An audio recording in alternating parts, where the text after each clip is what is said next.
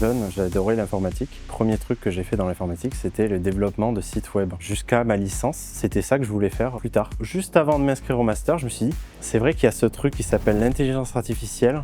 Je sens que dans quelques années, ça pourra faire les sites web tout seul et j'aurai plus de métier. Autant me lancer là-dedans. C'est ce que j'ai fait un master en intelligence artificielle et j'ai fait 2 stages dans la recherche sous l'Institut de recherche en informatique de Toulouse. À la suite de ces stages-là, j'ai continué en tant qu'ingénieur d'études sous le projet M 2030.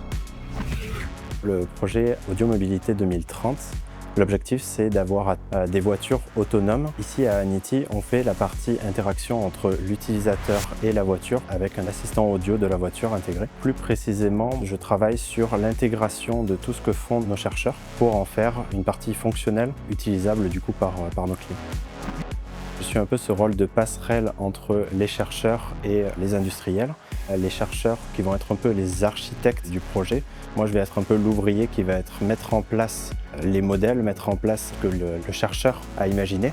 Et du coup, je vais essayer de faire en sorte qu'on ait un outil utilisable par les industriels afin qu'ils puissent valider notre projet, une sorte de prototype.